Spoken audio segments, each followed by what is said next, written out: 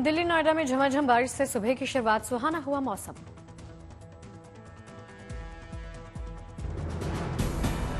भारत मौसम व विज्ञान विभाग राजधानी दिल्ली को लेकर जारी किया बुलेटिन। अगले 4 दिनों तक बादल छाए रहने, हल्की बारिश की संभावना।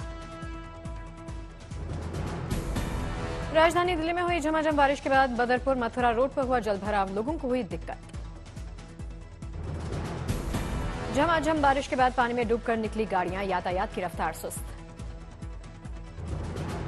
दिल्ली में जोरदार बारिश के चलते मुंडका अंडरपास पर भीषण जलभराव, कई गाड़ियां अंडरपास के जलभराव में फंस गई।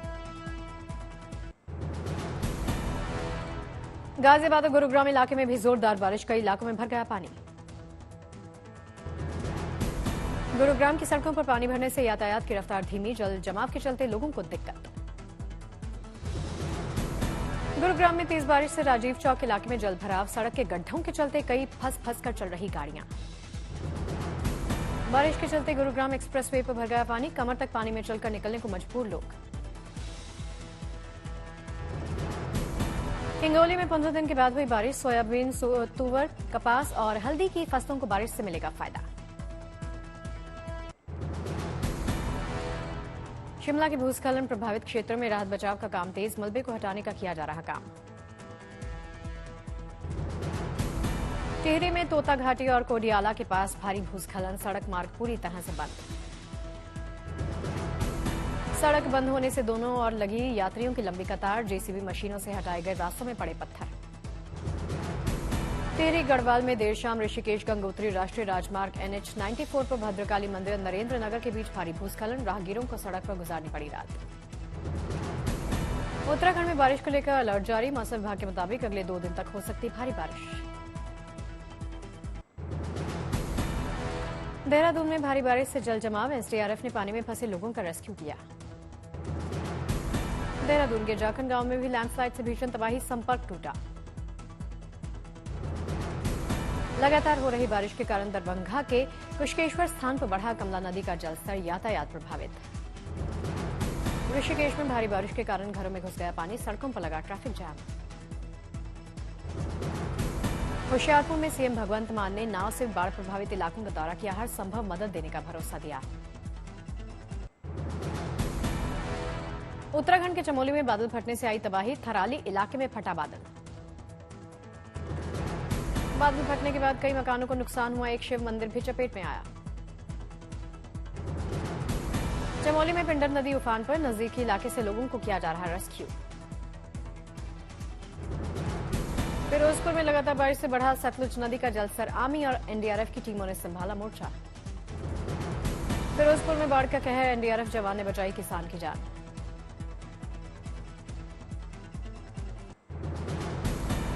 हिमाचल में फिर से सक्रिय होगा मानसून, 19, 20 और 21 अगस्त को होगी भारी बारिश, फ्लैश फ्लड का भी अलर्ट जारी।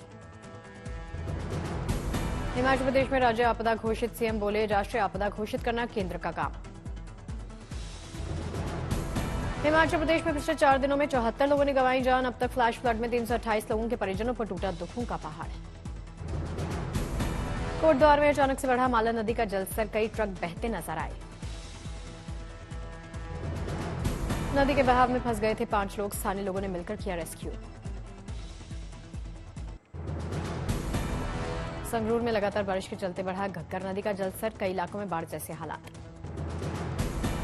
पंजाब के रूपनगर में भारी बारिश के चलते बाढ़ जैसे हालात, घरों में घुसा पानी, राहत बचाव कार्य जारी। बागेश्वर में देर शाम से जारी है मूसलाधार बारिश, नदी नाले एक बार फिर से उफनाए। बागेश्वर के अलग अलग जगहों में लैंडस्लाइड हुआ, सड़कों पर मलबा आने से 8 सड़कों को करना पड़ा बंद। पंजाब के फिरोजपुर में घरों में घुस गया पानी, मौके पर तैनात NDRF की टीम राहत कार्य में जुटी। G20 डिजिटल अर्थव्यवस्था मंत्रियों की बैठक में वर्चुअली शामिल हुए प्रधानमंत्री मोदी, बैठक को एड्रेस किया। अहमदाबाद में G20 हेल्थ मिनिस्टर समिट का तीसरा दिन, 80 से ज्यादा देशों के प्रतिनिधि ले रहे हिस्सा। G20 हेल्थ मिनिस्टर समिट को केंद्रीय स्वास्थ्य मंत्री मनसुख मांडविया ने एड्रेस किया, कहा मोदी जी के नेतृत्व में देश दुनिया की उम्मीदों को करेगा पूरा भारत। अयोध्या में सीएम योगी ने रामलला के दर्शन पूजन किए, सीएम योगी ने राम मंदिर निर्माण कार्य का जायजा लिया। राहुल गांधी के लद्दाख दौरे का दूसरा दिन, बाइक पर सवारी करते नजर आए। सीएम अशोक गहलोत ने कोचिंग इंस्टीट्यूट के प्रबंधकों के साथ मीटिंग की। कोटा में बढ़ते सुसाइड मामलों को रोकने के लिए कड़े कदम उठाने की बात। नागपुर में प्रहार समाज जागृति संस्था ने सीमा पर तैनात 2 लाख जवानों के लिए भेजी राखियां। बच्चे ने जवानों को बांधी राखी। राजस्थान के पाली में वाइल्ड लाइफ से जुड़ा एक अनोखा सा वीडियो वायरल हुआ। वीडियो में अजगर और सियारों के बीच में दिख रही जबरदस्त भिड़ंत। पेंच टाइगर रिजर्व में दिखाया शिकार का अनोखा सा वीडियो। बंदर का शिकार करने के लिए पेड़ पर चढ़ा शावक तेंदुआ। संभल में भगवान कल्की के भव्य मंदिर निर्माण पर हाईकोर्ट ने हटाई रोक। कल्की पीठाधीश्वर आचार्य प्रमोद कृष्णम ने फैसले का स्वागत किया। U20 विश्व कुश्ती चैंपियनशिप में हरियाणा के अंतिम पंघल ने बचाया अपना 53 किलोग्राम का खिताब। परिवार में जश्न। वायुसेना ने हैवी ड्रॉप सिस्टम का किया सफल परीक्षण। 7 टन वजन के सैन्य भंडार को पैराशूट से सुरक्षित नीचे गिराया। हरियाणा के गृह मंत्री अनिल विज ने कानून व्यवस्था को लेकर जताई सख्ती। पुलिस विभाग को 15 दिन के अंदर लंबित पड़े मामलों की जांच रिपोर्ट देने का आदेश। चंडीगढ़ में शिरोमणि अकाली दल के अध्यक्ष सुखबीर सिंह बादल ने दिया बड़ा बयान। कहा उनकी पार्टी सत्ता में आई तो सभी राज्यों से खत्म कर देंगे जल बंटवारा संधि। नूंह में चले बुलडोजर पर हरियाणा सरकार ने दी सफाई। कहा कार्रवाई में नहीं किया गया किसी तरह का पक्षपात।